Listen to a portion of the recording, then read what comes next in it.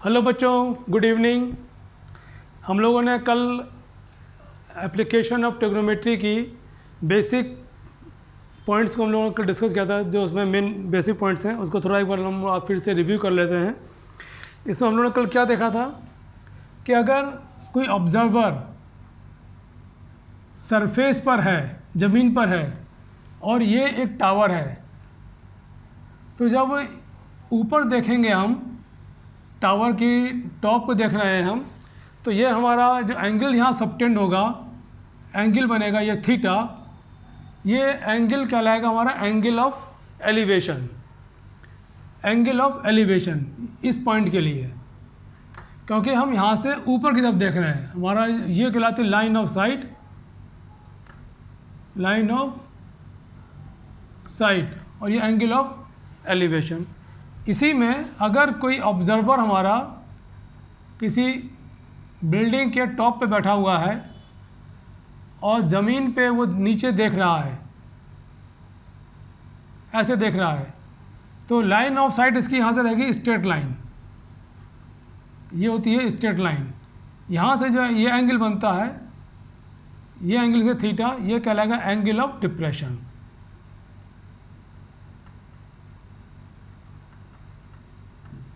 और ये है एंगल ऑफ एलिवेशन।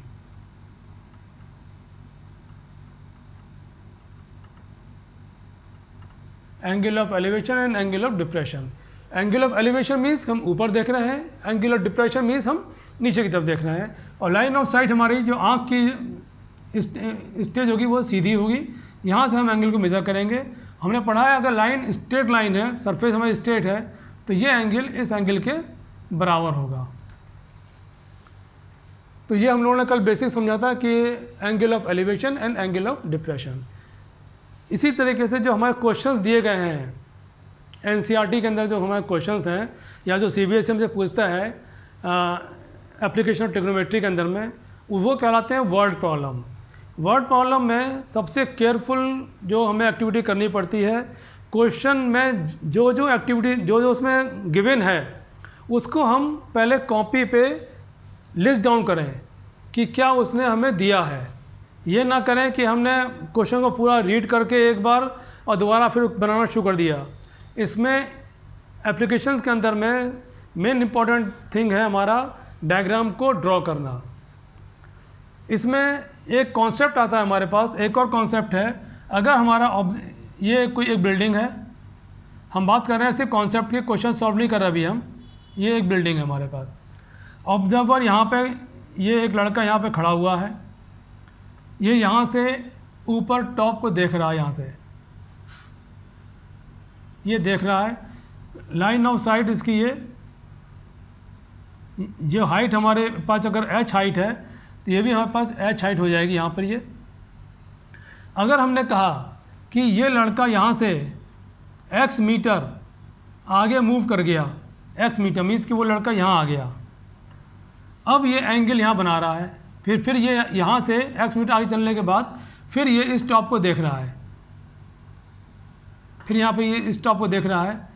तो एक एंगल ये बनाया इसने थीटा, ये एंगल बनाया उसने अल्फ़ा। तो कॉन्सेप्ट ये कहता है, उसने अगर हमें क्वेश्चन में रिस्पेक्टिवली वर्ड यूज़ नहीं किया है, अगर किया भी है, अगर बच्चे नहीं समझ पा रहे हैं, तो हमें मेन ये समझना है जैसे जैसे हम, ये हमारा 90 डिग्री पे टावर है, जैसे जैसे हमारा मूवमेंट टुवर्ड बिल्डिंग होगा, टुवर्ड टावर होगा, हमारा एंगल इंक्रीज़ करता चला जाएगा हमारा। जब यहाँ पहुँचेंगे हमारा एंगल हो जाएगा 90 डिग्री, यहाँ से हम दूर होते जाएंगे, हमारा एंगल यहाँ पे कम होता चला जाएगा और हमारा एंगल यहाँ पे कम होता चला जाएगा। बच्चा पहले यहाँ पे था, ऑब्जर्वर यहाँ पे खड़ा हुआ है। ऑब्जर्वर जब यहाँ से x मीटर आगे बढ़ा टुवर्ड्स टावर, अगर ये हमारी टावर है, टुवर्ड्स टावर, तो हमारा एंगल ऑफ एलिवेशन है वो हमारा इंक्रीज़ करेगा। क्वेश्चन में अगर उसने हमें दो एंगल दे रखे हैं 30 डिग्री और 60 डिग्री, तो ये उसने कहा कि ऑब्जर्वर x मीटर आगे चलने के बाद में यहाँ से एंगल बना रहा है, तो ये एंगल कितना बना है सब पूछ रहे। अगर एक नंबर में क्वेश्चन पूछा कि ये एंगल हमारा क्या होगा, अल्फ़ा एंगल बताइए, अल्फ़ा एंगल क्या होगा, ऑप्शन दे दिया उसने कि थीटा उसने दे दिया ये 30 डिग्री है, थीटा हमारा 30 डिग्री है, और ऑप्शन दे रखा है 60 डिग्री, 0 डिग्री यहाँ पे, 45 डिग्री। तो हमारे पास एंगल, इसने दो ऑप्शन दिए, 0 डिग्री पे दिया उसने, एक 60 डिग्री पे दिया। मान लिया वो ऑब्जर्वर यहीं पे बैठा हुआ है, तो क्या बनेगा हमारा एंगल ऑफ एलिवेशन, यहाँ पर इसने 1 डिग्री और दे दिया 15 डिग्री। ये इसको ले लेते हैं हम यहाँ पे 20 डिग्री, 20, 60 एंड 15 डिग्री। तो हमारे पास ऑप्शन क्या आएगा इसका, क्योंकि 30 डिग्री दे रखा है इसने, एंगल है टुवार्ड मूव कर रहा है टुवार्ड टावर, तो हमारा एंगल क्या होना चाहिए यहाँ पे 60 डिग्री का एंगल हमारे यहाँ पे इंक्रीज करेगा। ये मेन कॉन्सेप्ट है, बच्चों को इसी में कन्फ्यूजन होता है कि हमारा एंगल किसको क्या लेंगे हम। तो जैसे जैसे वो टुवार्ड टावर की तरफ मूव करेगा, हमारा एंगल क्या करेगा, वो इंक्रीज़ करेगा। जैसे जैसे वो टावर से दूर जाता जाएगा, वो टावर से पीछे हटेगा, यहाँ पे पीछे हटता जाएगा, हमारा ये एंगल ऑफ एलिवेशन यहाँ से बच्चा यहाँ की जगह पे ऑब्जर्वर यहाँ आ गया, यहाँ से जो हमारा एंगल बनाएगा, ये लाइन गलत जो हो गई, अगर वो यहाँ से ये बना रहा है एंगल, ये एंगल मेरा 30 डिग्री से कम बनेगा। ये अगर एंगल हमारा बीटा है तो 30 degree alpha is greater than 30 degree और 30 degree is greater than beta. तो हमारे पास क्या होगा, बीटा डिग्री जो है हमारे पास छोटा होगा 30 डिग्री से, और अल्फ़ा हमारा अगर ये इधर मूव करेगा तो हमारा बीटा एंगल कम हो जाएगा 30 से, अगर वो मूव करेगा टुवार्ड टावर तो हमारा अल्फ़ा एंगल 30 से प्लस में जाएगा। ये मेन कॉन्सेप्ट है इसको समझने के लिए कि हम एंगल को कहाँ से कंसीडर करें। दूसरा इसमें कॉन्सेप्ट आता है एक और हमारा, अगर उसने हमें क्वेश्चन में दिया हुआ है कि एक टावर है, ज़मीन पे खड़ी है, एक बिल्डिंग है, उसने कहा कि दो एंगल बन रहे हैं हमारे पास, दो एंगल बन रहे हैं, एक एंगल है 30 डिग्री का, एक एंगल है 60 डिग्री का। तो हम किस में से किस एंगल को बनाएंगे हमने सपोज यहाँ से ये बिल्डिंग है और ये हमारी टावर है, टावर की हाइट मान लिया 90 मीटर है और बिल्डिंग की हाइट मान लिया हमारे 30 मीटर है। मीन्स की बिल्डिंग छोटी है, टावर बड़ी है हमारे। अब वो बिल्डिंग के बॉटम से टावर के टॉप को देख रहा है, यहाँ से ये देख रहा है, और बिल्डिंग के टॉप से टावर के बॉटम को देख रहा है यहाँ से। अब इसमें हमसे कहा जाएगा ये जो दो एंगल बन रहे हैं, अल्फ़ा एंगल और बीटा एंगल, इनकी वैल्यू बताइए आप क्या होगा। एक नंबर क्वेश्चन आएगा ये कि अल्फ़ा और बीटा की वैल्यू को इसमें से आप डिस्टिंग्विश करो कि 30 डिग्री और 60 डिग्री में हमारा अल्फ़ा क्या है और बीटा क्या है। तो इसको निकालने का तरीका यह है, इसको पहचानने का तरीका, एक नंबर में जो बड़ी बिल्डिंग है, बड़ी बिल्डिंग के सामने जो एंगल बनेगा वो एंगल बनेगा बड़ा, ये बनेगा हमारा 60 डिग्री, तो अल्फ़ा हो जाएगा हमारे पास 60 डिग्री। और जो छोटी बिल्डिंग है उसके सामने एंगल बनेगा बीटा, वो बनेगा 30 डिग्री का। ये मेन कॉन्सेप्ट है इसको समझने के लिए कि किस एंगल को कितना लेना है। छोटी बिल्डिंग, सपोज हमने ये सरफेस लिया, छोटी बिल्डिंग है ये एंगल हमारा और छोटा हो जाएगा यहाँ पे। आप जैसे जैसे हमारे पास ये बिल्डिंग ऊंची जाती जाएगी, यहीं पे हम खड़े हुए हैं तो हमारा ये एंगल बड़ा हो जाएगा। तो ये मेन चीज़ समझने के लिए इसमें है कि छोटी बिल्डिंग अगर है तो एंगल छोटा लेंगे, उसके सामने का एंगल छोटा होगा हमारे पास, और जो बड़ी बिल्डिंग होगी उसके सामने का हमारा एंगल बड़ा होगा। क्योंकि इन्हीं कॉन्सेप्ट के ऊपर में आपका जो नया सिलेबस आया है CBSE का, उसमें एक नंबर के क्वेश्चंस में वो थ्योरेटिकल चीज़ों पे ज़्यादा जाएंगे, एक एक नंबरों में क्वेश्चंस कम आकर के इस तरह के जो बेसिक पॉइंट्स हैं इनको वो आपको देंगे, एक नंबर में, 2 नंबर में, या फिर आपके केस स्टडी आएगी। केस स्टडी में भी दे सकता है कि 2 बिल्डिंग है, एंगल ये दे रखा, बचाओ इसमें एंगल क्या होगा। तो इस तरह के क्वेश्चंस को हम इस तरह से सॉल्व करेंगे। अब इसके बाद में आता है जो हमें पेपर में जो बच्चे क्वेश्चंस करते हैं, ये 20 में क्वेश्चन आया था आपका, एक CBSE ने पूछा था, find a point on a river across a river, find a point on a bridge across a river, the angle of depression of the bank on opposite side of a river 30 and 45 degree respectively, if the bridge is at a height of 3 metre find the bank. तो इसमें जो question पूछे जाते हैं हमसे, इसमें जो हमारे पास क्वेश्चन जो हमें करने हैं वो 5 से 6 तरह के क्वेश्चन हैं सारे।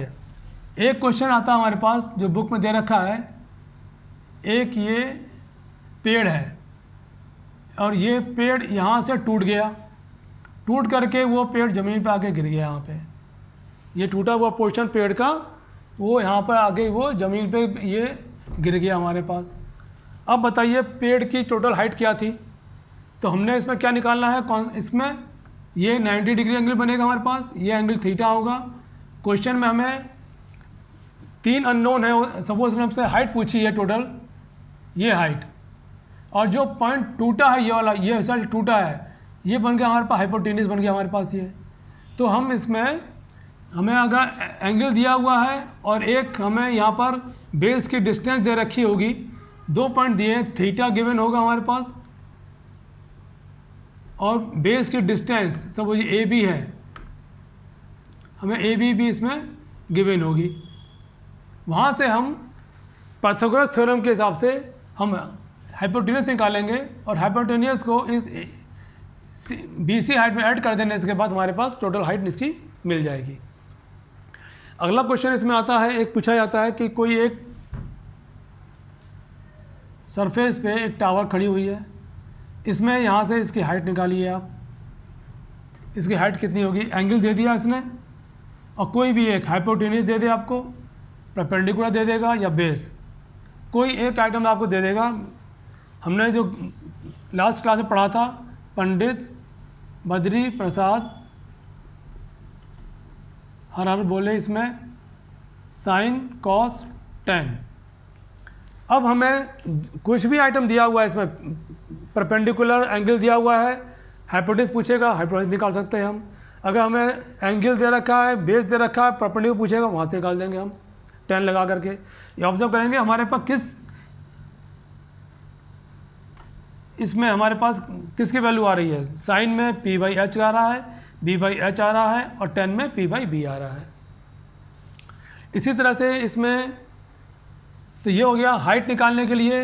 ये कोई टाइट आपका पेड़ टूट गया है, वो टूट करके यहाँ पे ये गिरा, उस टोटल हाइट निकालिए, उसको सॉल्व करने का क्वेश्चन है। एक पैटर्न आता है कि एक पोल है, इसमें एक टर्मिनोलॉजी यूज़ की जाती है मैथमेटिक्स में, मिड पॉइंट। मिड पॉइंट एक है आपका मिडिल और बिटवीन। मिड पॉइंट और मिडिल पॉइंट तो दोनों सेम हो गए। जैसे मीडियन के वर्ड में हम यूज़ करते हैं, मीडियन क्या होता है, किसी भी लाइन को वो 2 भागों में इक्वली ये बराबर होगा, इसी ये कहलाएगा आपका मीडियन। ये हो गया आपका मिड पॉइंट या मिडिल पॉइंट। अगर इसी में हमसे कहता है इन बिटवीन, उसमें शब्द यूज़ किया गया है हमसे इन बिटवीन।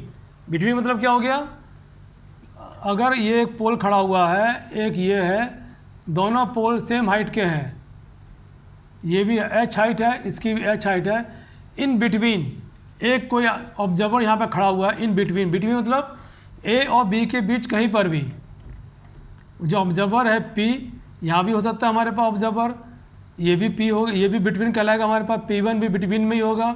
अगर ये P2 लिखा हुआ हमने, ये भी हमारे पास बिटवीन में ही काउंट होगा। बिटवीन इन द सेंस कि A और B के बीच में कहीं पर भी वो आदमी खड़ा हुआ है, तो इसे कहते हैं हम बिटवीन। बच्चे कंफ्यूज कर जाते हैं बिटवीन में क्या लें, उसमें डिस्टेंस नहीं दे रखी है। अगर उसने कहा AB की डिस्टेंस 80 मीटर की है और इन बिटवीन एक पॉइंट P है, अब बताओ ये हाइट और ये हाइट हमारे पास 2 टावर हैं, इससे एंगल बन रहा है, यहाँ पे एंगल ऑफ एलिवेशन है, यहाँ से एंगल ऑफ एलिवेशन बन रहा है, ये 2 एंगल बन रहे हैं, एक अल्फ़ा है, एक हमारे पास बीटा एंगल बन रहा है। अब ये P पॉइंट की पोजीशन निकालिए कि A से P की दूरी और B से P की दूरी हमें निकालनी है। इस तरह क्वेश्चन में क्या करेंगे, अल्फ़ा बीटा हमें गिवन रहेगा क्वेश्चन के अंदर में। एक डिस्टेंस को हम एज्यूम कर लेंगे, सपोज ये डिस्टेंस हमारे पास x है, तो रिमेनिंग डिस्टेंस कितनी बचेगी हमारे पास 80 माइनस x। तो हमारे पास एक अल्फ़ा मालूम हो गया और ये डिस्टेंस हमें निकालनी है। पोल की हाइट इसने इक्वल दे रखी है, ये भी हाइट इक्वल है, ये भी हाइट इक्वल है। तो यहाँ से हम 10 बीटा निकाल करके 10 बीटा क्या हो जाएगा हमारे पास P/B परपेंडिकुलर बाय बेस। ये हमें मालूम है h, b हमने x एज्यूम कर लिया है और 10 की वैल्यू हमें हम गिवन रहेगी। यहाँ से एक h निकल के आएगा, यहाँ से भी हम h निकालेंगे, वो भी हमारा h इसके इक्वल आएगा। यहाँ से हम x की वैल्यू को फाइंड कर लेंगे क्योंकि हमें अल्फ़ा भी गिवन रहेगा 10 अल्फ़ा, वो भी हो जाएगा आपका h अपॉन ऑफ P/B। ये आ जाएगा आपका पास AP और ये हो जाएगा आपका h।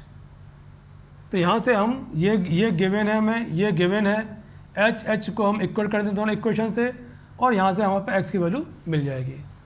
तो इस तरह क्वेश्चन हमारे पास इस तरह के आते हैं क्वेश्चन का करने के लिए। एक पैटर्न इसमें पूछा जाता है कि एक टावर पे ऑब्जर्वर खड़ा हुआ यहाँ पे और वो नीचे की तरफ देख रहा है, एक शिप सेम बैक में उसके एक दूसरा शिप है, शिप नंबर P1 है, ये शिप नंबर P2 है। ऑब्जर्वर P1 को भी देख रहा है यहाँ से और P2 को भी देख रहा है, एंगल ऑफ डिप्रेशन दे दिया इसने। तो हम बनाएंगे पहले line of site, straight line जाएगी यहाँ से हमारे पास, ये यहाँ से ये एंगल P1 पे आएगा, एक एंगल ये। अब ये पूछेगा कि P1 और P2 के बीच की डिस्टेंस कितनी है, ये हमें निकालिए आप। ऑब्जर्वर एक हाइट दे देगा यहाँ पे और ये एक एंगल ऑफ डिप्रेशन यहाँ पे ये बनेगा, यहाँ पे एंगल इसका ये बनेगा, ये एंगल इसके इक्वल हो जाएगा, ये एंगल हमारे इसके इक्वल हो जाएगा। यहाँ से हमें ये H और B में कहीं ना कहीं इसमें रिलेशन निकाल करके एंगल से हम इस क्वेश्चन को सॉल्व कर सकते हैं। तो NCERT के जो क्वेश्चंस हैं या CBSE क्वेश्चन पूछता है हमसे, उन क्वेश्चंस को हमें केयरफुली रीड करते हुए उन क्या क्या गिवन है उसको समझते हुए अगर हम इसको फिगर बना लेते हैं अच्छी तरीके से, तो कोई सा भी क्वेश्चन ऐसा नहीं है जो हम उसमें से ना कर पाएँ। सभी क्वेश्चंस को हम आराम से ईजिली उन सभी क्वेश्चंस को हम इसमें से कर सकते हैं। 9.1 एक्सरसाइज के अंदर में टोटल 15 क्वेश्चंस आपको नई बुक में दिए गए हैं।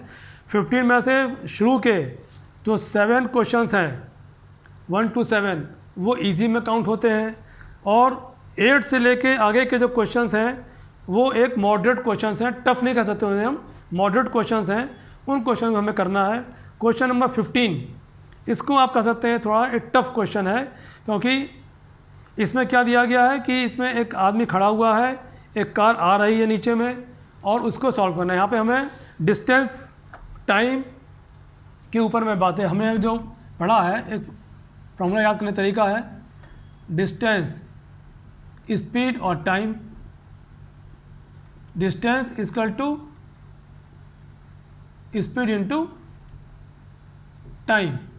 इसको यहाँ पे यूज़ करना होगा क्वेश्चन नंबर 15 में। जब इस फॉर्मूले को यूज़ करेंगे, यहाँ से हम डिस्टेंस निकालेंगे in terms of time, time दिया हुआ है, स्पीड एज्यूम कर लेंगे x, उसके बाद में ये क्वेश्चन हमारा सॉल्व होगा। तो NCERT का कोई सा भी क्वेश्चन, CBSE का कोई क्वेश्चन, फिर मैं वही कहूँगा, करने के लिए कोई मुश्किल नहीं है। आप क्वेश्चन को केयरफुली पढ़ें और उसके अकॉर्डिंग आप डायग्राम को ड्रॉ करें और क्वेश्चन आपका बहुत ईजी तरीके से सॉल्व हो जाएगा। तो आज के लिए इतना ही, थैंक यू। कल नेक्स्ट क्लास में हम इसके जो CBSE के क्वेश्चंस आपके आए हुए हैं उन क्वेश्चंस को हम करने की कोशिश करेंगे, यहाँ पे आपको समझाएंगे। थैंक यू बेटा।